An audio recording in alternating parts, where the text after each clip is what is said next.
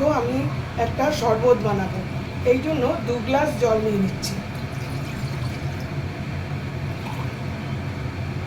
2 glass জল নিয়ে নিলাম। 2 গ্লাস জল নিলাম। 2 চামচ ব্ল্যাক পেপার দেবো। 2 চামচ জিরে গুঁড়ো দেবো।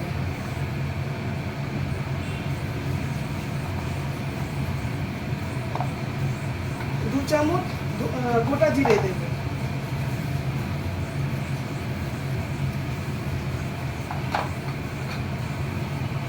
এবার 2 চামচ ব্ল্যাক সল্ট দিলাম। এটা পড়তে গোটা হয়ে গেছে সব, ঠিক আছে। 2 চামচ দেবো না, এটা অল্প দেবো, সরি অল্প। আর এমনি নুন দেবো, এমনি নুন দিয়ে দিলাম। 2 চামচ জিরে, এই সরি আদা কুচি 2 চামচ দেবো।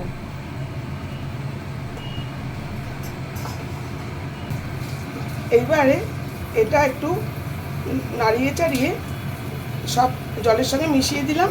মিশিয়ে দিয়ে এটা এখন ফুটবে। তার মধ্যে আমি আরেকটা জিনিস দেব, তেঁতুলটা ভিজিয়ে রেখেছিলাম সেটা দিয়ে দিচ্ছি। তেঁতুল এর মধ্যে এবারে গুড় দেব, চিনি দেব না, তোমরা ইচ্ছে করলে চিনি দিতে পারো। এবারে এর মধ্যে গুড় দিয়ে দিলাম, তোমরা ইচ্ছে করলে মানে চিনি দিতে পারো, আমি কিন্তু গুড়ই দিলাম। এবারে এই গুড়গুলো সব গলুক, ফুটবে, পুরো ফুটবে। দেখো এটা ফুটে উঠেছে। আর তাহলে এটা বেশি করবো না, একটুখানি ফুটবে আর একটু ঘন হবে, তাহলেই হবে। এখন এটা বন্ধুরা দেখো অনেক ঘন হয়ে গেছে, অনেকটা ঘন হয়ে গেছে। এইটা আমি এখন গ্যাস অফ করে দেবো। এটা ঘন করার জন্যই এতক্ষণ রেখেছি, বেশ খানিকটা ঘন হয়ে গেছে। নেক্সট প্রিপারেশান দেখাচ্ছি।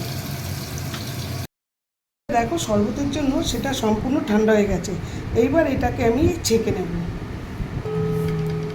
পুরো ছেঁকে নেব।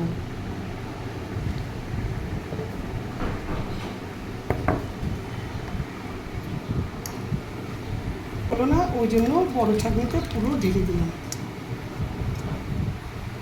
এবার সুন্দর করে একদম প্লেন করে ছেঁকে নিতে হবে, তাহলে জলটা একদম সুন্দর হয়ে যাবে। এইভাবে পুরো ছাঁকনিতে ছেঁকে নেব। বন্ধুরা আমার কিন্তু শরবতটা ডান, জিরা শরবত অ্যাকচুয়ালি এটা, কিন্তু তেঁতুল সব দিয়ে গুড়টা তোমরা ইচ্ছা করলে চিনি দিয়েও করতে পারো। আমি সুন্দর করে ছাঁকনি দিয়ে ছেঁকে নিলাম। আর এটা কি করবে, এটা একটা বোতলে রেখে দেবে, যখন কাউকে সার্ভ করবে এর সঙ্গে সোডা ওয়াটার মিশিয়ে হাফ গ্লাস দিলে হাফ গ্লাস সোডা ওয়াটার মেশাবে, মিশিয়ে তাকে সার্ভ করবে। মানে ভীষণ সুন্দর খেতে হয়েছে, ভীষণ সুন্দর খেতে হবে। সোডা ওয়াটার মেশালেও দারুণ খেতে হবে, সেটা তোমাদের ইচ্ছে। সোডা ওয়াটার দেবে না এমনি জল দেবে সেটা তোমাদের ইচ্ছে। আমার এই জিরা শরবত done. Thank you for watching. আমি শীঘ্রই আসবো আরেকটি ব্লগ নিয়ে।